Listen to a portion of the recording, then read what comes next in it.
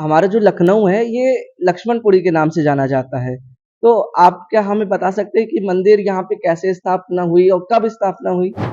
वैसे तो इसकी कई कथाएं हैं, लेकिन एक मुख्य कथा ये कि नाम जो चल रहा है टिकैत राय जी, ये नवाब साहब के पहले नवाब साहब ने कहा था कि भाई काबुल से घोड़े लाइए, मैं इतने रुपए आपको देता हूँ। तो काबुल के घोड़े न ला करके टिकैत जी ने बनवा दिया था जी। बेगम के लिए। तो बेगम जो है भगवान की भक्त थी। उनके द्वारा कराया गया एक आपके पुराना अलीगंज हनुमान मंदिर। तो जैसे कि महाराज जी इस मंदिर का इतना पुराना आप बता रहे हैं, तो बहुत लोगों से हमने सुना है कि ये मंदिर छोटी अयोध्या कहा जाती है, तो इसके पीछे का मतलब कोई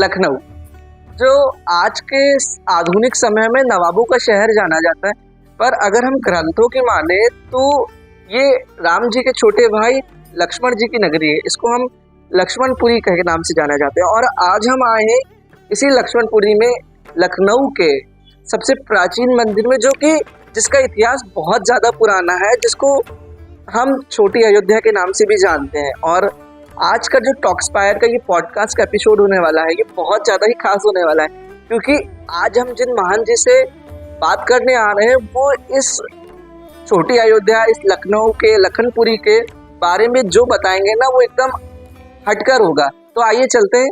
नमस्कार दोस्तों, मैं हूं आपका आयुष और मेरे साथ है हमारे भाई उज्जवल। और आज हम हैं श्री राम जानकी मंदिर में और हमारे साथ हैं श्री 1108 कौशल किशोर दास जी महाराज। महाराज जी जय श्री सीताराम। जय महाराज जी, आज हम आपके पास आए हैं इस मंदिर के बारे में बहुत सारी बातें जानने के लिए, क्योंकि हमारा जो लखनऊ है ये लक्ष्मणपुरी के नाम से जाना जाता है। तो आप क्या हमें बता सकते हैं कि मंदिर यहाँ पे कैसे स्थापना हुई और कब स्थापना हुई? श्री सीताराम। ये श्री राम जानकी मंदिर टिकैत राव तालाब लखनऊ जो स्थित है, एक करीब करीब लगभग 400-500 वर्ष के बीच में बताया जाता है। वैसे तो इसकी कई कथाएं हैं, लेकिन एक मुख्य कथा ये कि इस मंदिर का निर्माण ये तो मालूम है 500 वर्ष पहले का लगभग बता रहे हैं। ये टिकैत राव तालाब के नाम जो चल रहा है, ये नवाब साहब के पहले नौकर थे। कौन? टिकैत राय तालाब, टिकैत राय जी, टिकैत राय, उनके नाम से जो है प्रसिद्ध हुआ। तो मंत्री थे या मैनेजर थे, जो भी थे, लेकिन उन्होंने ये इसका तालाब का और मंदिर का निर्माण करवाया था, लेकिन इससे भी पहले इसका मंदिर पहले से बना हुआ था। हाँ, तो ये आता है कि उन्होंने जो है बेगम साहिबा के लिए कहा था कि राजा ने कहा था, क्या नाम उनका था, राजा क्या, नवाब साहब ने कहा था कि भाई काबुल से घोड़े लाइए, मैं इतने रुपए आपको देता हूँ। तो काबुल के घोड़े न ला करके रानी साहिबा के लिए, बेगम साहिबा के लिए यहाँ उन्होंने तालाब बनवाया और तालाब से सुरंग बनवा दी मंदिर आने के लिए। ये मंदिर इससे प्रतीत होता है कि तालाब से भी पहले ये मंदिर बना था। तालाब जो बना है, ये टिकैत राय तालाब जो बना है, इससे भी मंदिर पहले बना था, इसलिए वहां से सुरंग बनाई गई थी। जब हमने इस मंदिर को दोबारा पुराना जीर्ण उद्धार किया, पुराना था उसको नवीनकरण किया, तो इसमें सुरंग थी, सुरंग को हमने बंद करवाया। अच्छा, आज भी सुरंग थी? हाँ, सुरंग थी, तो हमने सुरंग को बंद करवाया ताकि कोई नुकसान ना हो जाए या कोई मतलब उसमें चला ना जाए। समुद्र से सुरंग शुरू होती थी और जा करके वहाँ नीचे नीचे उस तालाब में स्नान करने का स्थान बना हुआ है, वहाँ खुलती थी। अच्छा। तो वो महारानी उनकी आया करती थी, स्नान करके भगवान के दर्शन करती थी। बाद में ये इतिहास है, बाद में फिर नवाब वाजिद शाह की जो बेगम थी, हाँ वो नवाब थे जिनके ये टिकैत राय उनके मंत्री थे, टिकैत राय जी ने बनवा दिया था जी। बेगम के लिए। तो बेगम जो है भगवान की भक्त थी। यहाँ लखनऊ के जो नवाब रहे अवध के, वो सनातन धर्म के बड़े ही अनुयायी रहे, बल्कि वो कम उनकी पत्नियां ज्यादा सेवा करती थी। तो उन्हीं के लिए ये मंदिर बनवाया था, बिना नवाब साहब की परमिशन के लिए। अच्छा अच्छा। हमारे नवाब साहब, हमें लगता है हनुमान सेतु का भी निर्माण उन्हीं के द्वारा ही कराया गया था। जहाँ तक हम लोगों ने ऐसा उनके द्वारा कराया गया। एक आपके पुराना अलीगंज हनुमान मंदिर, हाँ, हाँ, तो वहाँ भी आपने आज भी वहाँ आज भी प्रमाण है। क्या है वहाँ पर, क्या लगा है ऊपर शिखर पर चांद लगा हुआ है। तो उनकी बेगम साहिबा ने ही उसका निर्माण करवाया था। तो जैसे कि महाराज जी इस मंदिर का इतना पुराना आप बता रहे हैं, तो बहुत लोगों से हमने सुना है कि ये मंदिर छोटी अयोध्या कहा जाती है, तो इसके पीछे का मतलब कोई ऐसा है कि ये लक्ष्मणपुरी कहा जाता है। लखनऊ ना पहले ये लक्ष्मणपुरी था। ये भगवान श्री रामचंद्र जी के मतलब 4 भाई थे ना, तो हाँ, तो सबको बंटवारा हुआ था। तो बंटवारा में ये लक्ष्मण जी को वो लखनऊ है वो लक्ष्मण जी को दिया गया, लक्ष्मणपुरी।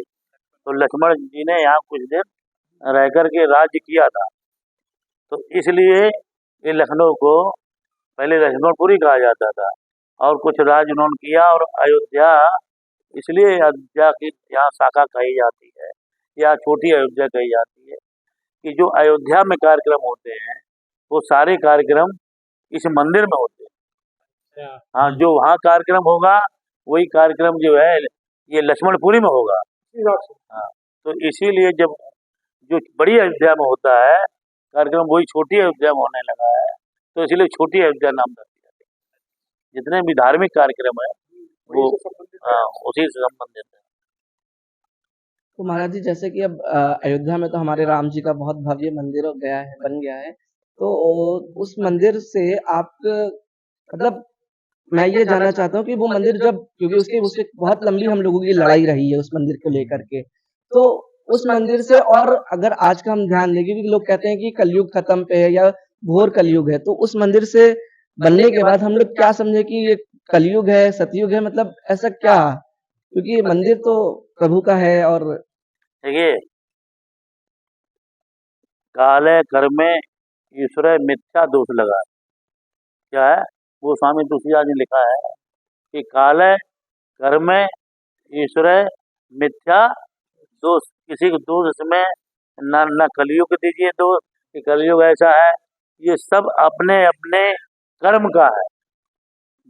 अब हमारे सबके पुण्य उदय हुए, या कह लीजिए हम लोगों ने बहुत अच्छे कार्य किए होंगे, तो जो आज हमने भगवान मंदिर का निर्माण बनते हुए देखा, और हमने भगवान को विराजमान तो पहले से थे, लेकिन जो मंदिर जीर्ण शीर्ण पड़ा था, हमारे सबके सामने ही उसका विकास हुआ, नवीनकरण हुआ, हाँ, पूर्ण उद्धार हुआ। तो हम लोग जो नवरात्रि आ रही है, तो ऐसा कभी हुआ नहीं था, ये अभी इसी सन में हुआ है, हाँ, इस वर्ष हुआ है। तो हम लोग जो नवरात्रि है भगवान की धूमधाम से मनाएंगे, महामहोत्सव के रूप में इसको रखा जाएगा। जगह जगह पाठ, नमापारायण और वो मानस का पूजन, और सनातन धर्म के लिए भी प्रचार प्रसार इसका किया जाएगा, ताकि धर्म में कोई न्यूनता नहीं आती है। न्यूनता केवल व्यक्ति में आती है, धाम वही रहता है, धाम में कोई न्यूनता नहीं आती, धाम में रहने वाले की न्यूनता आ जाती है। महाराज जी जैसे कि आपने बताया नवरात्र आ रही है, नवरात्र और रामनवमी, तो नवरात्र का महत्व जो रामनवमी से जुड़ा हुआ है, तो उस महत्व के बारे में कुछ बता दीजिए, कुछ प्रकाश डाल दीजिए उसमें। वैसे ये नवरात्र देवी का भी माना जाता है और राम जी का भी माना जाता है, लेकिन इसमें ज़्यादा लोग देवी का मानते हैं, लेकिन जिसको जानकारी है, इसके अध्यात्म में ज़्यादा अंदर घुसा हुआ है, तो उसको ये भी मालूम है यार रामनवमी ये राम जी की ही मानी जाती है, देवी की मानी जाती है और राम जी की भी मानी जाती है। लेकिन जो अवध प्रांत है, जिसको अवध क्षेत्र कहते हैं, यहाँ राम के नाम से ही नवमी मनाई जाती है। क्योंकि इसका कारण ये है कि भगवान का जन्म हुआ था, वो नवमी में ही जन्म हुआ था भगवान का, इसलिए इसको हम लोग 9 दिन का वो अनुष्ठान करते हैं और 9 दिन में बधाई वगैरह सब बजती हैं होती है। आदि शक्ति के आह्वान करने के बाद, आदि शक्ति की पूजा करने के बाद शक्ति स्थापना हुई, तब भगवान राम का अवतरण हुआ। तो इसका उससे संबंध मिला हुआ है। और जो आपने प्रश्न किया कि अब जो मंदिर बना है इसका जीर्णोद्धार नवीनीकरण हुआ है, तो ऐसा अभी कैसे हुआ? श्रीमद् भागवत महापुराण के 12 स्कंद में वर्णन आया है कलयुगी राजा में। उसमें 500 वर्ष मुगलों का और यवनों का वर्णन है, स्पष्ट लिखा हुआ है। उसका 200 वर्ष घुरुंड और गुरुंड, जिसमें फ्रेंच और ब्रिटिश अंग्रेजों का वर्णन है, और उसके बाद 300 वर्ष तक मौनों का वर्णन है। यानी जो राज्य होगा भारत में, मौन मतलब जो साधु प्रकृति होंगी। तो अब चूंकि साधु प्रकृति के राजा आए हैं, राज तो नहीं कर रहे, वो तो मतलब प्रधानमंत्री से, तो उन राजाओं के आगमन से सतयुग का एक तरह से स्वरूप आना शुरू हुआ है। तो साधु संत तो अपने हिसाब से करते हैं, तो जो लिखा हुआ भागवत में उसके अनुसार ही हो रहा है, यानी कि कोई विशेष कर रहा है। ये सब नियति है ईश्वर की। और अब उसी के अनुसार राम जी का उद्धार हुआ है, और भी मंदिर उद्धार होगा। और सुसंस्कृति, वो धर्म जो मानवता के लिए है, उस धर्म का उत्थान होगा। दानव धर्म का, जो दानव प्रकृति है, उसका ह्रास होगा, मानवता का उत्थान होगा। ये नियति बनी हुई है। इस राम जानकी मंदिर की महिमा जो आप लोग पूछ रहे कि महिमा क्या है, क्या विशेषता है, तो जब से मंदिर का ये निर्माण हुआ है और अयोध्या से जोड़ा गया है, अयोध्या जी से, तब से यहाँ जो है आतिथ्य सेवा, ठाकुर सेवा और संत सेवा, गौ सेवा, कई सेवाएं जो है यहाँ संचालित चल रही हैं, संचालित हो रही हैं। तो इसलिए यहाँ को जनता को और यहाँ के आसपास को रहने वाले को, लखनऊ वासियों, क्षेत्र वासियों, सबको बड़ा आनंद मिलता है और उनका जीवन जो जन्म हुआ है वो इस मंदिर को पा करके उनका कल्याण भी होता है। और एक विशेष बात हम बताएंगे, वैसे मंदिर 1984-83 के आसपास इसका जीर्णोद्धार हुआ है, ये शुरू आप देख रहे हैं। उसके बाद पूज्य जो हमारे महंत हैं 1008 संत गोपाल दास जी महाराज, जो अध्यक्ष हैं राम जन्मभूमि के न्यास के, तो उन्होंने ही इसका जीर्णोद्धार करवाया है।